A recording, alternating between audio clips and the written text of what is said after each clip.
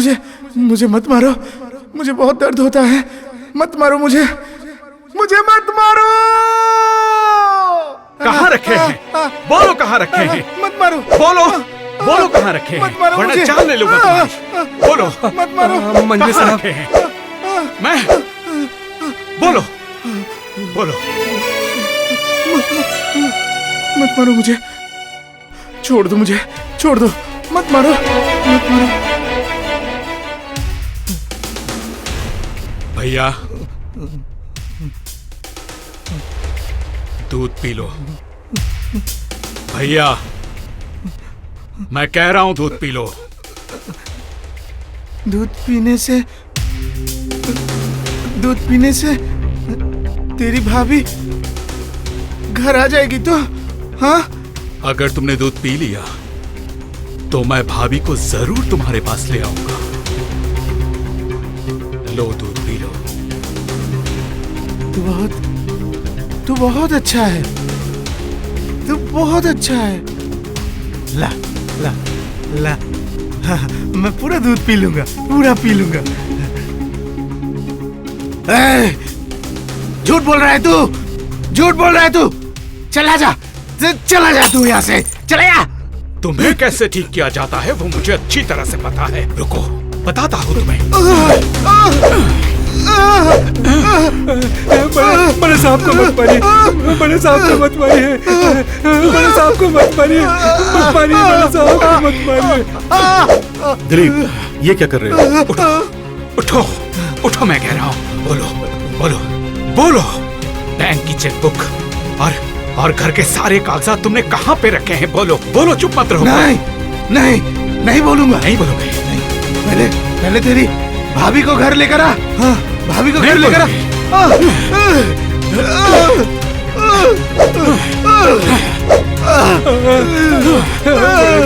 मत मारिए, मत मारिए बड़े साहब को, वो मर जाएंगे। मेरी बात मानिए, मैं हाथ जोड़ता हूँ। मत मारिए, मत मारिए। विश्वास कीजिए प्रभाकर चाचा, मैं भैया को मारना नहीं चाहता। बस चाबुक का डर दिखा के थोड़ी सी दवाई खिलाना चाहता हूँ।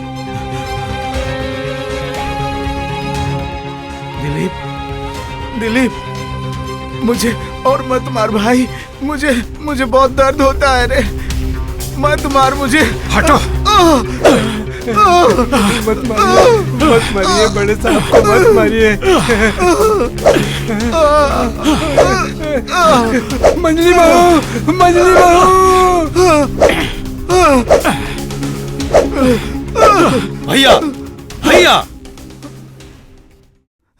यूं हर दिन भैया को ऐसे मारने से क्या वो ठीक हो जाएंगे? और इस तरह से उन्हें मारने से कुछ हो गया तो अफसोस के अलावा कुछ नहीं बचेगा। सूरज, क्या मुझे भी अच्छा लगता है मारने में? जब इन्हें मारता हूं तो मेरा कलेजा भी दर्द से तड़पने लगता है। लेकिन मैं क्या करूं बोल? डॉक्टर का स्ट्रिक्ट ऑर्डर है कि दूध के साथ वो दवाई खिलानी ही पड़ेगी, वरना भैया कभी भी पहले जैसे ठीक नहीं हो पाएंगे, कभी भी नहीं। मैं सब समझ रहा हूं भैया, पर जिस दिन हम लोग सब कुछ खोकर इस घर में आए थे, उस दिन के बारे में एक बार सोचो तो। अशोक भैया ने हमें अपने सगे भाई जैसे सीने से लगाया था। उन्होंने कभी हमें एहसास नहीं करवाया कि हम उनके सगे भाई नहीं हैं। इसलिए डॉक्टर चाहे कुछ भी कहे, मैं तुम्हें चाबुक मारने नहीं दूंगा। तो मैं दवाई खिलाऊं कैसे? तो फिर डॉक्टर चेंज करो, किसी और को दिखाओ, ताकि दूसरे तरीके से ट्रीटमेंट हो सके। यही ठीक होगा। मेरी मानिए तो दूसरे डॉक्टर को दिखाइए। मैं तो मेंटल हॉस्पिटल में भेजना चाहता था, तुम लोगों ने ही तो मना कर दिया। हाँ, मना किया था, उसकी एक ही वजह थी। डॉक्टर शर्मा ने गारंटी दी थी कि वो भैया का घर में इलाज करके ठीक कर देंगे। Dilip, mental specialist doctor Singh के साथ मेरी अच्छी पहचान है। अगर तुम लोग कहो तो मैं उनके साथ अपॉइंटमेंट ले सकता हूँ। ये तो बहुत अच्छी बात है। जरूर, इसमें पूछने की क्या बात है? अगर अच्छे डॉक्टर को दिखाने से भैया ठीक हो जाते हैं तो इससे खुशी की बात और क्या होगी बोलिए? भैया,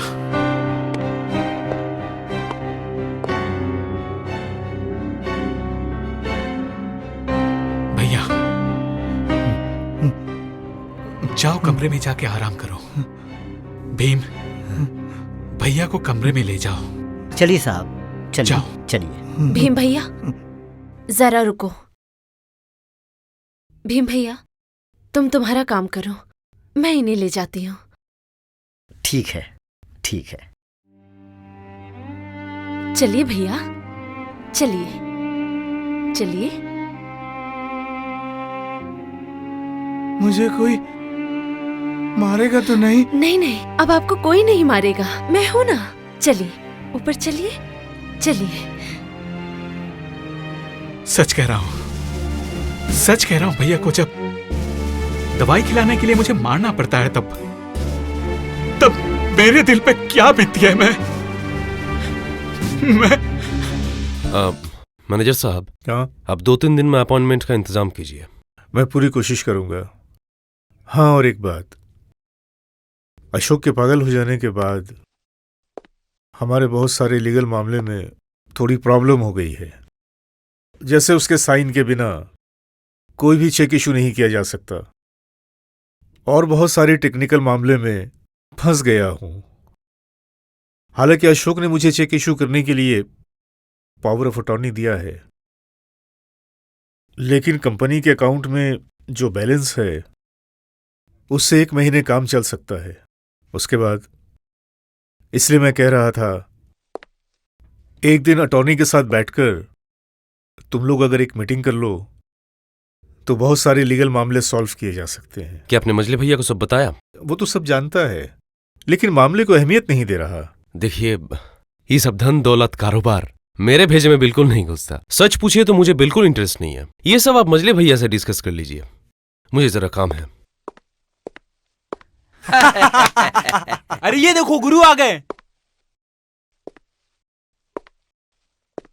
गुरु, तुमने जो गाना लिखा है एक बार सुना ना गुरु। जरूर गाना सुनाऊंगा। इतने दिनों बाद मेरी रानी मेरी आंखों के सामने आई है, कैसे नहीं सुनाऊंगा, जरूर सुनाऊंगा।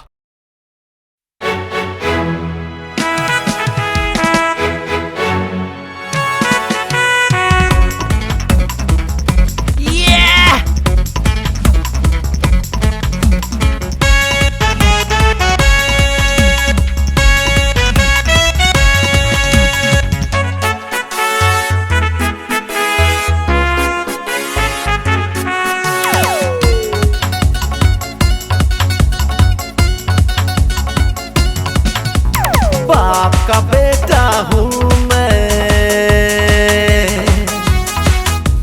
बाप के होटल में खाऊं।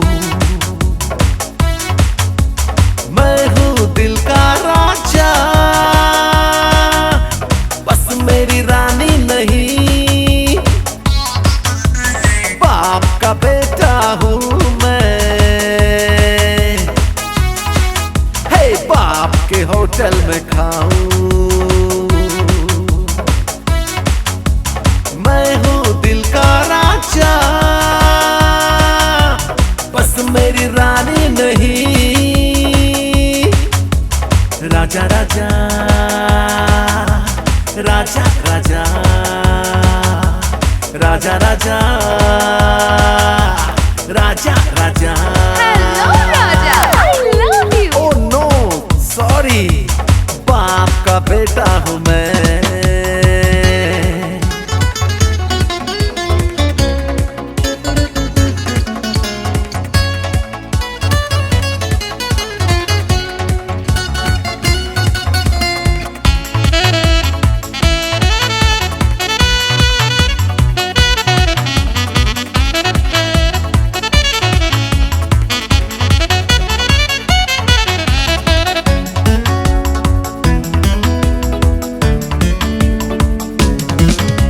शहर की गलियों में, पब सिनेमा में, लड़कियां बहुत देखी, प्रपोजल मुझको मिले, रिफ्यूज मैंने किए। मैं लाइफ को एंजॉय करना चाहता हूँ, बस जीतना चाहता हूँ। मुझको कोई न जची, आंखों में कोई न बसी। मुझको कोई न जची, आंखों में कोई न बसी। क्यों, मैं भी नहीं? नहीं, कोई भी नहीं, नो वन। मैं हूँ दिल का राजा, बस मेरी रानी नहीं।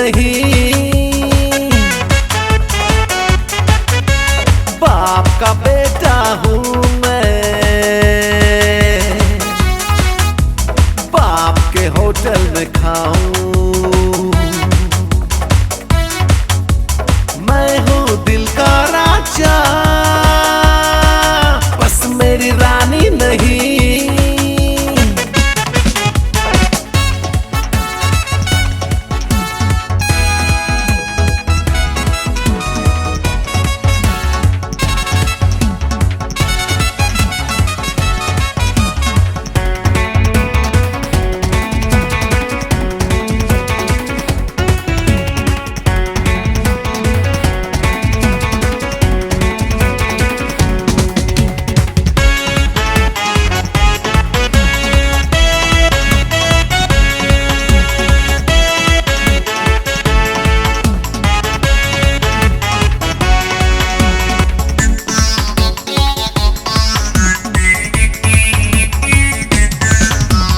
चाही नहीं मैंने ना चाही,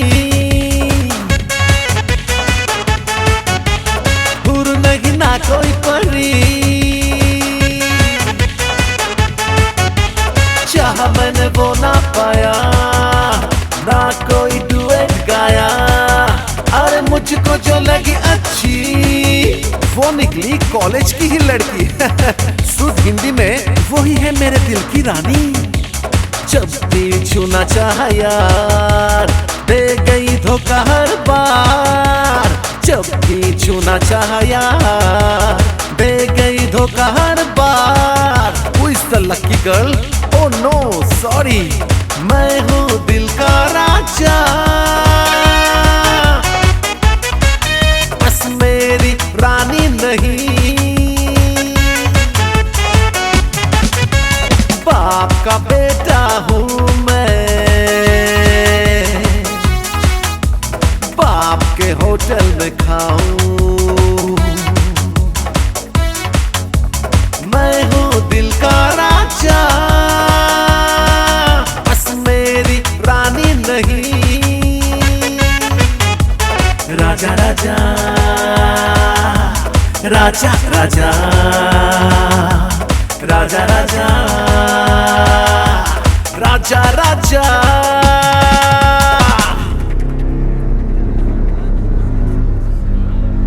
पंकज, राजू, विष्णु, प्लीज मेरा चश्मा देना, मुझे कुछ दिखाई नहीं दे रहा। देखना भाई कहाँ है। ये लो ये लो ये लो गुरु, ये लो तुम्हारा चश्मा। बचा लिया तूने, चल। हाँ हाँ चलो हाँ चलो चलो चलो चलो। अच्छा बॉस, क्या तुम बिना चश्मे के कुछ भी नहीं देख पाते हो? एकदम कुछ नहीं दिखता है। नहीं रे, असल में बचपन में मुझे टाइफाइड हुआ था। आंखों से बहुत खून निकल रही थी, तभी से मैं एकदम पावरफुल लेंस पहनने लगा। इसीलिए तो गुरु पावरफुल लेंस पहनने लगे। बॉस इजाजत हो तो एक बात बोलूं? एक बात बोलूं? क्या बोलना है बोल। कितनी ग्लैमरस लड़कियां तुम्हारे पीछे पागल है, और तुम सीमा के पीछे भागते हो। क्यों पीछे भाग रहे हो? सीमा मेरे लिए सबसे ग्लैमरस लड़की है, इसलिए मैं सीमा के पीछे पड़ा हूँ। इसीलिए तो बॉस पीछे पड़े हैं। ये सब करके तो कोई फायदा नहीं हुआ, सीमा ने तो फ्यूज कर दिया। एक ही बार में फ्यूज कर दिया। चुप बे। सिर्फ फ्यूज नहीं, राजा की प्रेस्टीज एकदम पंचर करके दीवार का कैलेंडर बना दिया। दीवार का कैलेंडर? अरे छोड़, अगर चाहूँ ना मैं उसे 1 मिनट में उठा के ला सकता हूँ। 1 मिनट में उठा के लेकर आ सकता हूँ। वो सब बकैती छोड़ो तो गुरु, 6 महीने हो गए सिर्फ ट्राई करे जा रहे हो। अभी तक हीरो की तरह प्यार का एक डायलॉग नहीं मारा। एक भी डायलॉग नहीं मारा। कितनी अकड़ है गुरु, कॉलेज में आकर किसी से बात नहीं करती है, मटक कर आती है और मटक कर चली जाती है। उकसा मत मुझे, मेरा नाम तो जानता ही है, राजा। 7 दिन के अंदर मैं दिखा दूंगा कि ड्रामाबाजी किसे कहते हैं। गुरु एक बार पूरे कॉलेज को अपना तहलका तो दिखाइए। बहुत दिनों से कॉलेज पूरा ठंडा पड़ा है, माहौल को थोड़ा गर्मा गर्म कर दो ना गुरु। आ रही है। तू हट।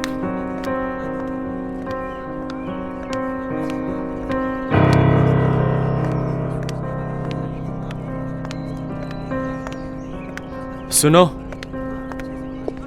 मुझे तुमसे कुछ काम है। मुझे नहीं लगता आपको मुझसे कोई काम होना चाहिए। काम होना चाहिए या नहीं होना चाहिए ये तुम मुझ पे छोड़ दो। चलो कैंटीन में जाके बैठते हैं, मुझे तुमसे कुछ बात करनी है।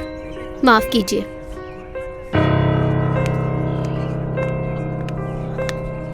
गुरु इग्नोर करके चली गई। चुप साला। भाव कैसे दिलवाया जाता है ये साला मैं कल दिखाऊंगा। साला गुरु को उकसा दिया है। कल जो मजा आएगा ना, यार क्या हुआ, अब तक कोई आया क्यों नहीं यहाँ पे? नहीं वो सब क्लास है, सर तो आने वाले थे, इतना लेट हो गया, क्या करें आप? हाँ, और वो प्रोजेक्ट का क्या हुआ? तेरा हो गया? चलो ठीक है। अरे मेरा तो अब तक नहीं हुआ। और बस बता। नहीं वो बस होमवर्क करते करते टाइम लग जाता है। हाँ, प्रोजेक्ट कहाँ से हो पाएगा बस। सीमा, तू हर वक्त इतना क्यों सोचती है?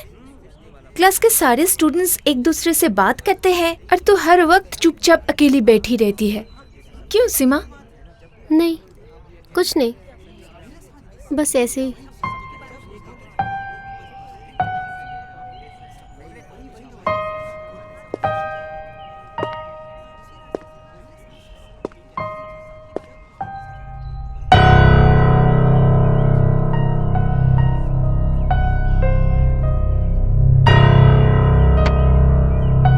Don't mind. हालांकि ये मेरा क्लासरूम नहीं है, पर तुमने उस दिन मुझे अवॉइड किया था, इसीलिए मुझे मजबूरन आना पड़ा। वैसे कोई बात नहीं है, जस्ट फ्रेंडशिप। शर्म आ रही है? अरे नहीं, शर्म किस बात की? को एजुकेशन कॉलेज में पढ़ने के लिए शर्म वरम घर पे छोड़कर आना पड़ता है। मेरे साथ तुम कुछ दिन घूमो फिरो, यहाँ वहाँ चलो, देखना शर्म वरम सब मेरे डर से भाग जाएगी। कसम से कह रहा हूँ, गॉड प्रॉमिस। इतनी लड़कियों को देखा है आज तक, लेकिन उनमें से एक भी लड़की मेरी दोस्ती के लायक नहीं है। फर्स्ट टाइम कोई अलग मिली है मुझे। प्लीज हाथ मिलाओ। आप अपनी क्लास में जाइए, प्रोफेसर आ जाएंगे तो गलत सोचेंगे। प्रोफेसर? हंसी आ गई मुझे, अच्छा मजाक था। सुन लो, इस कॉलेज में स्टूडेंट्स, प्रिंसिपल, प्रोफेसर्स सब मेरे पॉकेट में रहते हैं। और अगर मैं चाहूं किसी प्रोफेसर, प्रिंसिपल या फिर किसी स्टूडेंट को इस कॉलेज से निकाल दूं, तो किसी के बाप में दम नहीं जो मुझे ये करने से रोक सके। प्लीज हाथ मिलाओ। Please follow my order. मेरा नाम क्या है जानती हो? राजा। राजा जो हमेशा दूसरों पे हुकूमत करते आया है और प्रजाओं को वो मानना पड़ा है। और अगर आज तुमने मेरा हुक्म नहीं माना तो जोर जबरदस्ती मुझे हुक्म मनवाना पड़ेगा। Please carry out my order. ये सब क्या आप अनाप शनाप बोले जा रहे हैं?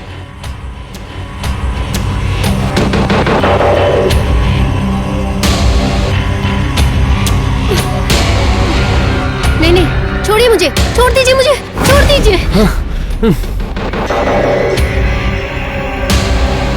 नॉनसेंस, सोशल बेस्ट, बदतमीजी करने की जगह नहीं मिली। आपने मुझ पे हाथ उठाया। आप जानते हैं मैं कौन हूं? राजा, इस मोहल्ले का 2 कौड़े का आवारा गुंडा। और यह भी पता है, स्टूडेंट प्रोफेसर से लेकर प्रिंसिपल को भी तुम अपनी पॉकेट में रखते हो। इसलिए मैं तुम्हें याद दिलाना चाहता हूं, इतने सारे स्टूडेंट के सामने बेइज्जत ना होके अपनी इज्जत बचा के इस क्लासरूम से निकल जाओ। This is my order.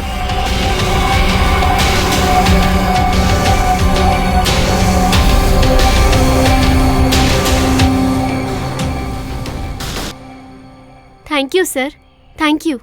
No mention. Sit down please.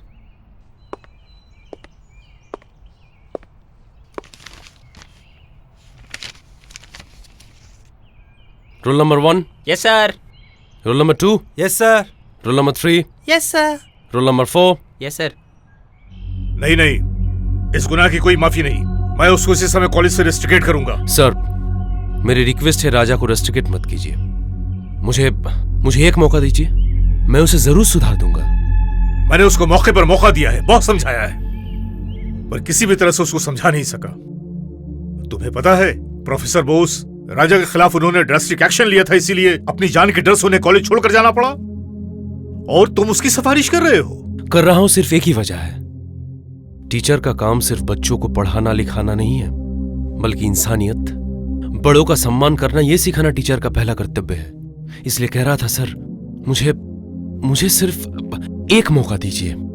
ठीक है, तुम्हारी बात मानकर मैं राजा को इस बार माफ कर रहा हूं, पर तुम भी ये जान लो, राजा को तुम किसी भी तरह से रास्ते पे नहीं ला सकते। डॉक्टर साहब, आप डॉक्टर हैं। मैं सब जानता हूं। कुछ नहीं बताऊंगा, कुछ नहीं बताऊंगा। हाँ हाँ हाँ, बताऊंगा। पहले मेरी पत्नी जूली को लेकर आइए, सब बताऊंगा। हाँ, सब बताऊंगा। हाँ, आपकी पत्नी आ जाएगी। मेरी पत्नी आएगी? कब आएगी? आपकी पत्नी अभी अपने मायके में है। ओह, अपने मायके में है? कब आएगी वो? कब आएगी? आपकी पत्नी आ जाएगी, बहुत जल्द आ जाएगी। सूरज, आप लोग सब जरा बाहर आइए।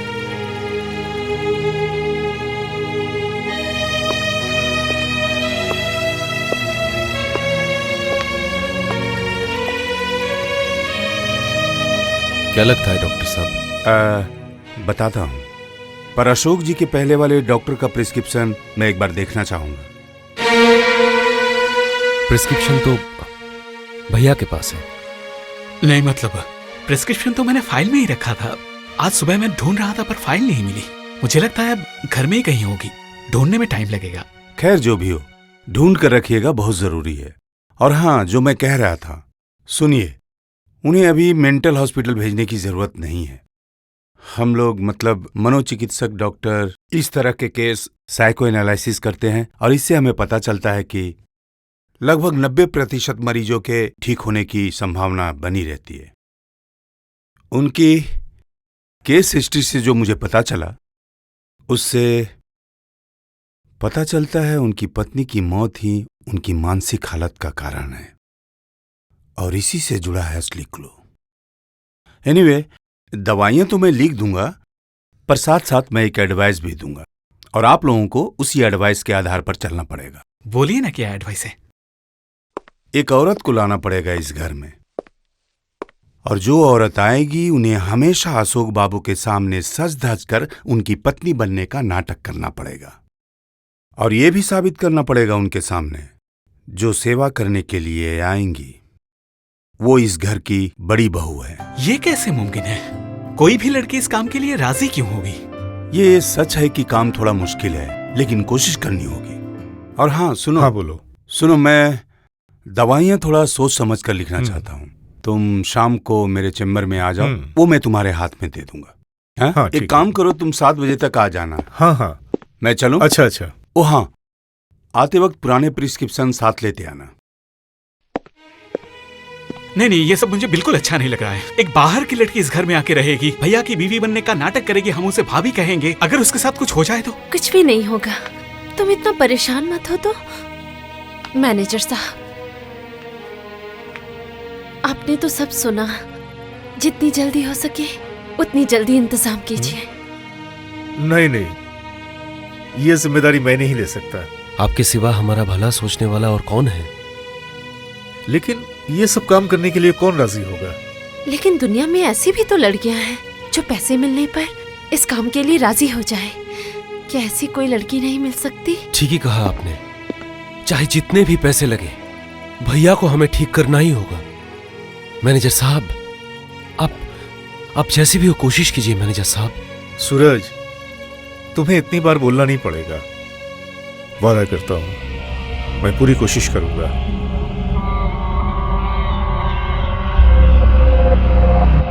सर, आपसे सारी बातें सुनने के बाद लगता है ये केस काफी इंटरेस्टिंग है। अच्छा गीता, बताओ तो इस तरह के पेशेंट का कैसे ट्रीटमेंट किया जाए? आपसे पूरी डिटेल सुन के मुझे लगा कोई ऐसी नर्स चाहिए जो एक हाउसवाइफ की तरह उनकी देखभाल कर सके।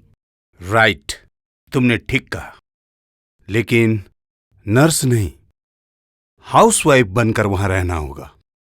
और मेरे दिमाग में एक प्लान घूम रहा है। कैसा प्लान सर? अच्छा गीता, तुम जरूर बहुत बड़ी डॉक्टर बनना चाहती हो, है ना? ऑब्वियसली। इसलिए मैं सजेस्ट करूंगा अशोक बाबू की पत्नी बनकर उनके साथ रहकर तुम उनका ट्रीटमेंट करो। अगर तुम इसमें सक्सेसफुल हो गई तो फिर देखना मेडिकल जगत में तुम एक कोहिनूर बन जाओगी। लेकिन सर, इतनी बड़ी जिम्मेदारी क्या मैं ले पाऊंगी? जरूर ले पाओगी। ठीक है सर, ये चैलेंज मैं एक्सेप्ट करती हूँ। Thank you, but remember, it's a challenge to your profession.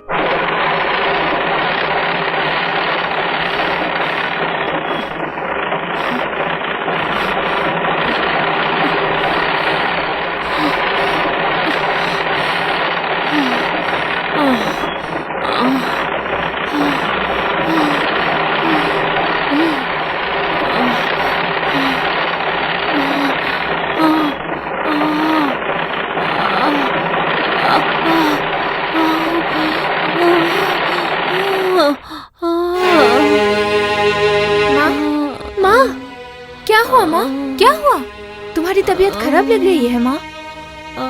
दीदी, दीदी, ये क्या? माँ, क्या हुआ है तुम्हें? माँ, माँ, बोलो माँ, क्या हुआ है तुम्हें? दीदी, तुम माँ के पास बैठ, मैं दवाई लेके अभी आती हूँ। माँ, ये सब छोड़ो तो, ये बाकी का काम तुम कल कर लेना। अभी थोड़ा आराम कर लो ना। आराम मैं कैसे कर लूँ? ये कपड़े दुकान में देने पर तभी पैसे मिलेंगे, खाने का सामान आएगा। ये ले दीदी, दवाई पिला दे। लो माँ, दवाई पी लो।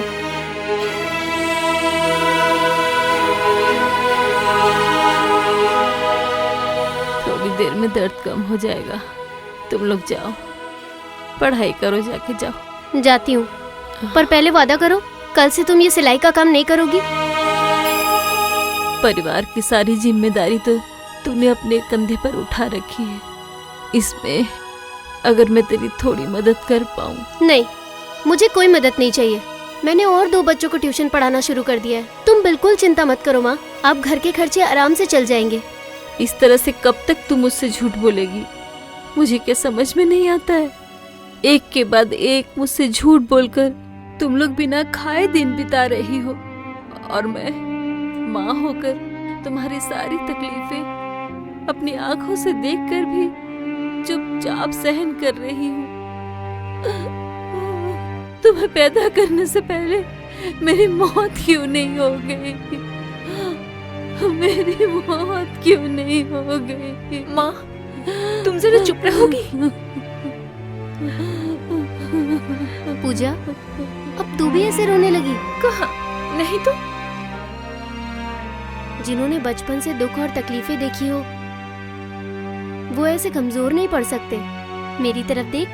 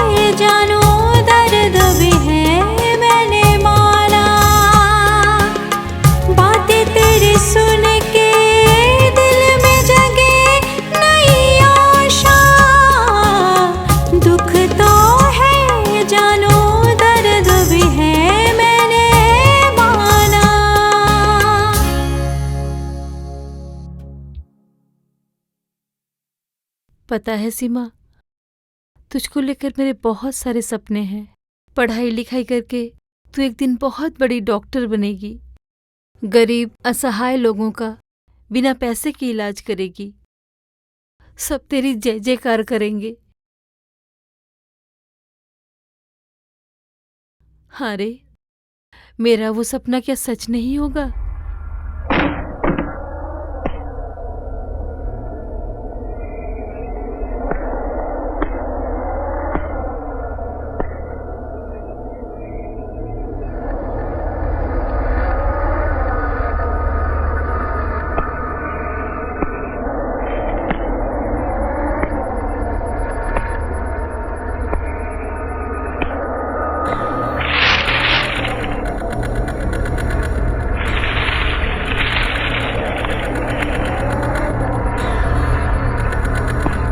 जिसके लिए इतने सपने देख रही हैं,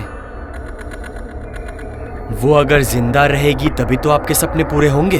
कौन हो तुम? मैं हूं राजा।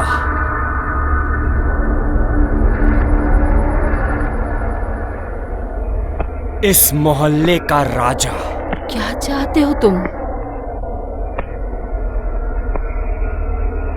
चाहता तो मैं बहुत कुछ हूं,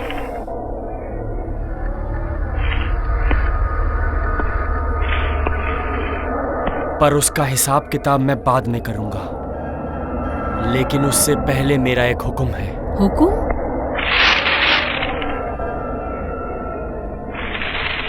और वो मानना ही पड़ेगा। आज के बाद आपकी बेटी कॉलेज नहीं जाएगी,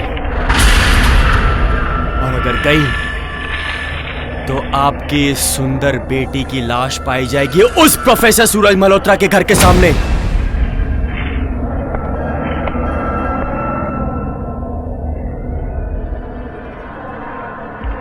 याद रखिएगा, मेरा नाम है राजा, इस मोहल्ले का राजा। ये लड़का कौन है दीदी? सीमा? कौन है ये सीमा? ये जो हमें धमका कर गया? राजा हमारे कॉलेज में पढ़ता है, दूसरी क्लास का स्टूडेंट है। अचानक हमारी क्लास में आकर मुझसे बदतमीजी करने की कोशिश कर रहा था। प्रोफेसर सूरज मल्होत्रा उसकी ये बदतमीजी बर्दाश्त नहीं कर पाए और उन्होंने उसे सबके सामने बेइज्जत किया, और उसी बेइज्जती का बदला लेने वो यहाँ आया था मुझे धमकाने। सीमा, कल से मैं तुझे कॉलेज में नहीं जाने दूंगी। तुझे अगर कुछ हो गया मैं बर्दाश्त नहीं कर पाऊंगी बेटी। लेकिन एक लोफर गुंडे के डर से मैं अपने जीवन के सारे सपने तोड़कर चकनाचूर कर दूं? गरीब का सपना सिर्फ सपना ही रह जाता है, असली जिंदगी में वो कभी सच नहीं होता। नहीं सीमा, मैं तुझे कॉलेज में नहीं जाने दूंगी, कभी नहीं, कभी भी नहीं। आइए आइए आइए गीता जी। अरे दिलीप, आओ इनसे मिलो। ये हैं गीता देवी और ये हैं अशोक के फुफेरे भाई दिलीप, और ये है उनकी पत्नी रूपा। और मैं हूं इनका छोटा भाई सूरज। हालांकि ये हमारे मामा का घर है, पर आप जिनकी सेवा करने बड़ी भाभी बन के इस घर में आई हैं, मान लीजिए उनके साथ हमारा रिश्ता सगे भाई से भी बढ़कर है। तो फिर आखिरकार मामला क्या है? ये है आपके मजले देवर, और मैं हूं आपका छोटा देवर। तब से सिर्फ अपना परिचय ही दे रहे हो, मेरा परिचय भी तो करवाओ। ओ सॉरी सॉरी सॉरी, मुझसे गलती हो गई। ये है मेरी डियरेस्ट मजली भाभी और आप है मेरी डियरेस्ट बड़ी भाभी। हमारे बारे में तो ये जान गई, लेकिन इन्होंने ये तो नहीं बताया कि इस नाटक के लिए ये कितने पैसे में तैयार हुई हैं।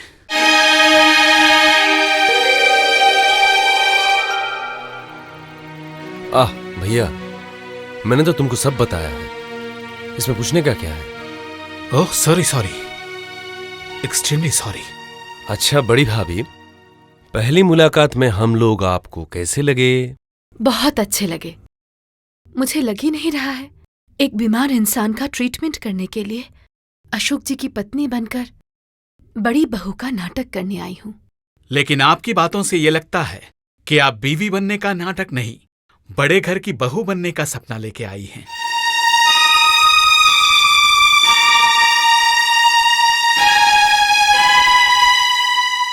नहीं, गलत सोच रहे हैं।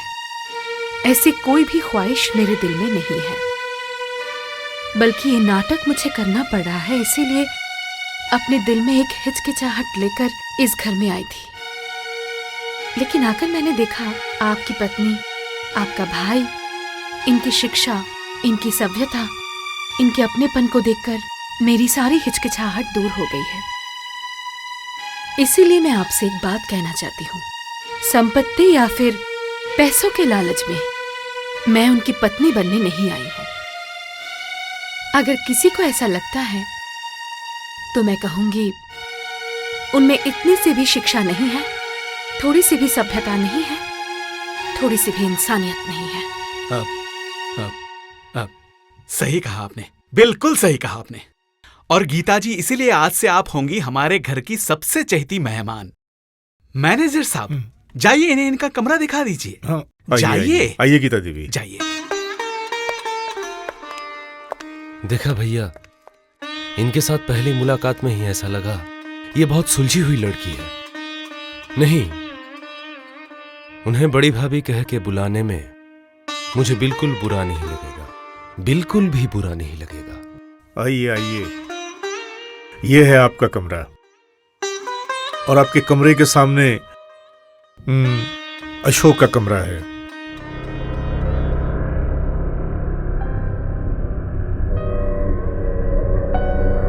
मांग में सिंदूर लगा लीजिए ताकि अशोक को किसी तरह का शक ना हो।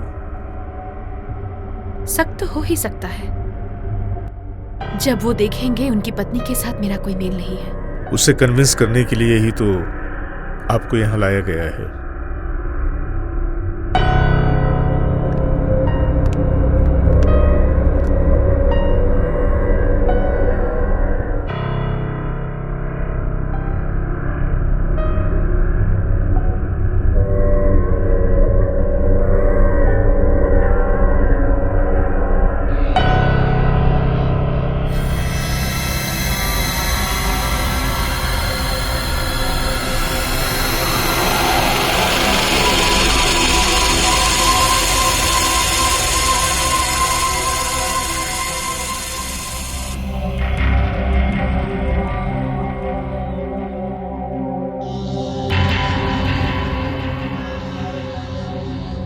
बड़े मालिक, फल का रस पी लीजिए। नहीं नहीं, मैं नहीं पीऊंगा। तुम्हारे हाथ से पीने से मेरे पूरे पूरे बदन में जलन होती है, बहुत तकलीफ होती है। पीजिए, मैं कह रहा हूँ। नहीं पीऊंगा, पीना ही होगा। नहीं पीऊंगा मैं पीऊंगा मैं। चले जाओ तुम, पीजिए कह रहा हूँ, यहाँ से चले जाओ। पीजिए, मैं कह रहा हूँ, आपको पीना ही होगा। पीजिए पीजिए। मैं किसी भी कीमत पे नहीं पीऊंगा, नहीं पीऊंगा। नहीं पीजिएगा, नहीं कर दूंगा। रुको, तुम इस घर के कौन हो? जी, मुझे वो बड़े साहब की देखभाल करने के लिए रखा गया है। तुम उनका क्या क्या काम करते हो? मतलब वो सुबह बिस्तर से उठने के बाद से लेके रात को सोने जाने तक का सारा काम।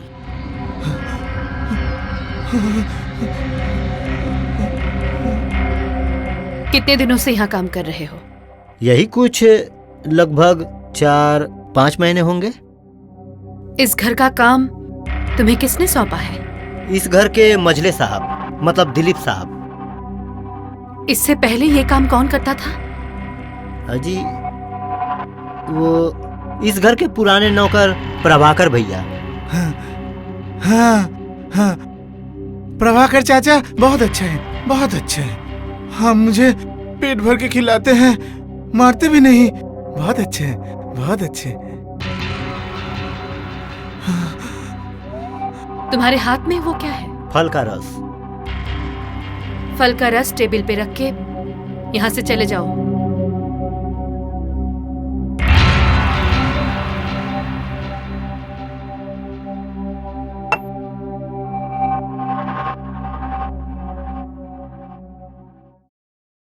मैनेजर साहब, मैं अभी घर के सब लोगों के साथ एक जरूरी मीटिंग करना चाहती हूँ। उसके बाद मैं काम शुरू करूंगी। ठीक है, ठीक है। सभी लोगों को मैं बता देता हूं, लेकिन इस मीटिंग के वक्त मैं नहीं रह पाऊंगा क्योंकि ये आप लोगों का जाती मामला है। मैं चलता हूं।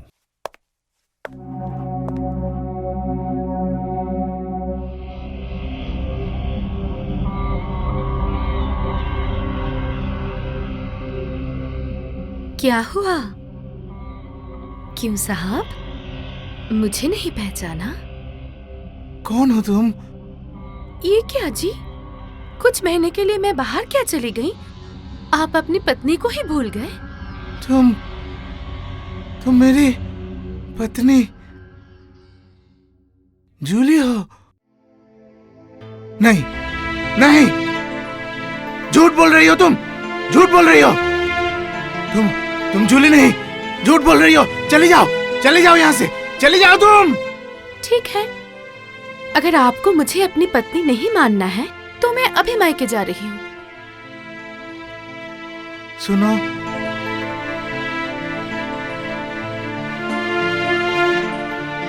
सच में क्या तुम मेरी पत्नी जूली हो? कहाँ थी इतने दिन? बोलो ना, कहाँ थी इतने दिन? मेरे ना रहने से आपको बहुत तकलीफ हुई है ना? बहुत तकलीफ हुई है। सिर्फ मारते हैं, बेवजह ही मारते हैं, पेट भर के खाने भी नहीं देते। देखोगी मुझे कितना मारा है, देखोगी? पता है मुझे बहुत दर्द होता है, बहुत दर्द होता है। मैं किसी को कुछ बोल नहीं पाता। ये देखो कैसे मारा है मुझे, देखो।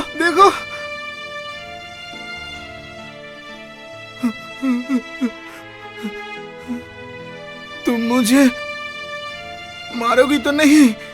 पत्नी कभी पति पे हाथ उठाती है? अभी अच्छे बच्चे की तरह यहाँ पे चुपचाप बैठे रहो, कहीं मत जाना। मैं अब भी आती हूँ।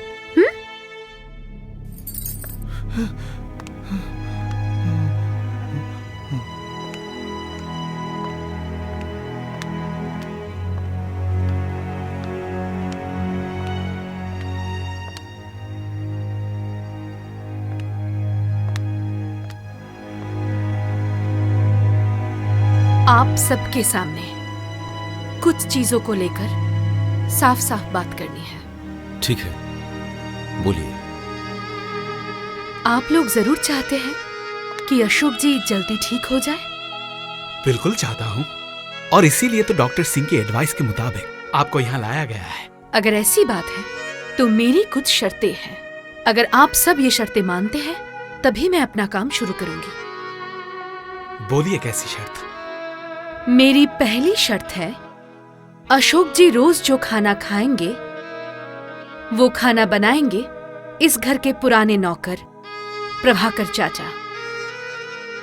मेरी दूसरी शर्त, अशोक जी की देखभाल करने की पूरी जिम्मेदारी सिर्फ मेरी होगी। मेरी तीसरी शर्त, इस घर का नौकर भीम अशोक जी के कमरे में नहीं जाएगा। ये आप क्या कह रही हैं? भीम को मैंने अपॉइंट किया है। जिसने भी अपॉइंट किया हो, अशोक जी के लिए भीम को अशोक जी के कमरे में घुसने नहीं दिया जाएगा। अब आप हमारे जाती मामलों में दखल अंदाजी कर रही हैं। ऐसा नहीं है, शर्तें सिर्फ अशोक जी की भलाई के लिए रखी है। रख ही सकती हैं। सुनो, मुझे लगता है भैया को ठीक करने के लिए हमें इनकी सारी शर्तें मान लेनी चाहिए। दरअसल भीम को अपॉइंट करने का कारण मैं आपको बताता हूँ। हालांकि मैंने मजले भैया से ही सुना है, मैंने अपनी आंखों से कुछ नहीं देखा है। दरअसल मामला यह है कि प्रभाकर चाचा अशोक भैया को दवा और खाना कुछ भी नहीं खिला सकते थे। तब दिन ब दिन ना खा के भैया बीमार पड़ जाते थे, इसलिए मजले भैया ने मजबूरन भीम को अपॉइंट किया इस काम के लिए। उसके बाद खाने को लेकर कोई दिक्कत नहीं हुई। सिर्फ खाना खिलाने के लिए ऐसे किसी को रखना सही नहीं है जो अपने मालिक को मारकर डराकर उन्हें खाना खिलाए। क्या कहा? किसने ऐसा किया है? नाम बताइए, मैं अभी उसे इस घर से निकाल दूंगा। घर का नौकर भीम। भैया, ये सब मैं क्या सुन रहा हूँ? मैं तो हैरान हो रहा हूँ इसे सब सुन के। ठीक है, आज मैं उसे सही सबक सिखाऊंगा। सिर्फ सही सबक ही नहीं, हम सभी के सामने उसे कड़ी सजा देकर तभी घर से बाहर निकालना। मैं अभी उस काउंटर को बुलाता हूँ। नहीं बड़े साहब, नहीं, बड़े साहब रुक जाइए, नहीं, मैं रुक नहीं जाइए जाऊंगा। बड़े साहब, मैं बिल्कुल नहीं देखिए जाऊंगा। देखिए मत जाइए, नहीं। देखिए मेरी बात हाथ मानिए, छोड़ो मेरा। मेरी बात मैंने मानिए, बोला, चलिए कमरे में मेरी चलिए। पत्नी जूली कहाँ है? वो देखिए बड़ी बहू वहाँ पे खड़ी है। तुम यहाँ खड़ी क्यों हो? चलो चलो मेरे साथ, अरे ऊपर चलो। नहीं, अभी मैं नहीं जाऊंगी, रुकिए। नहीं जाओगी?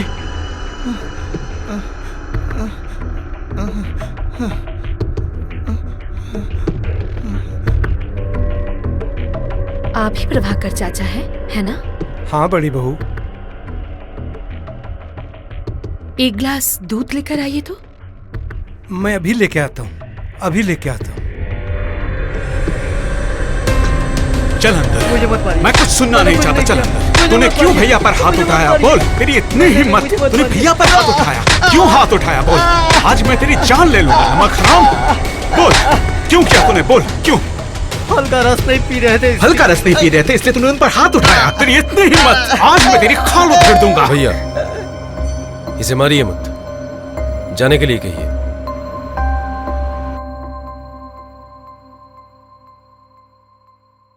रुको, तुमसे कुछ बात करनी है। ये लीजिए बड़ी बहू, दूध लाया हूँ। भीम, तुम इधर आओ।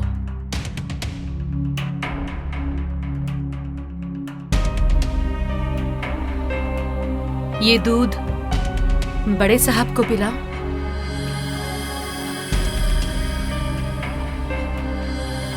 बड़े साहब, ये दूध पी लीजिए। नहीं नहीं, मैं तुम्हारे हाथ से नहीं पीऊंगा। तुम्हारे तुम्हारे तुम्हारे हाथ से पीने से मुझे मुझे बहुत तकलीफ होती है। मुझे मुझे बहुत तकलीफ होती है। मैं नहीं पीऊंगा। जाओ, नहीं पीऊंगा, तुम चले जाओ। प्रभाकर चाचा, अब ये दूध आप पिलाइए तो।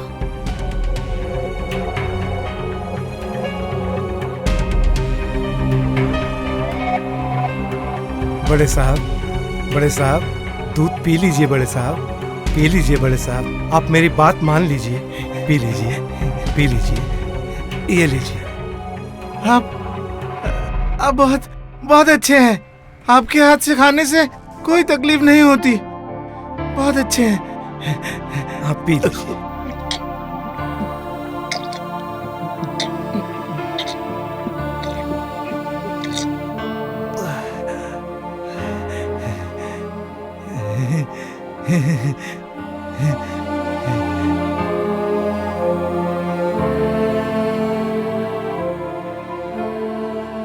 सब कुछ आप लोगों के सामने हुआ। ये किसके हाथों से खाना चाहते हैं? इसके बाद भी क्या आप लोग भीम को रखना चाहेंगे? नहीं मतलब प्रभाकर चाचा के कहने से ही तो मैं भीम को घर में लेकर आया था। पहले तो ऐसे ही कभी कभी बिना खाए पिए बैठे रहते थे बड़े साहब, और सिर्फ रोते ही रहते थे बड़े साहब। यही बात मैंने सबको बताई थी। लेकिन इसके लिए अगर आप किसी नए आदमी को ले आएंगे, ये पता होता तो मैं थोड़ी ना बोलता। सच में खुद को आज मैं बहुत बड़ा दोषी महसूस कर रहा हूँ। इन सब के बारे में आप इतना मत सोचिए। एक्चुअली आप अशोक भैया से इतना प्यार करते हैं ना, इसलिए अशोक भैया को कुछ होने से ही आपको बहुत फिक्र होती है। ठीक कहा तूने। आज से आपकी सारी शर्तें हमें मंजूर हैं। मुझे पूरा यकीन है आपके इलाज से ही हमारे भैया एक दिन पूरी तरह से ठीक हो जाएंगे।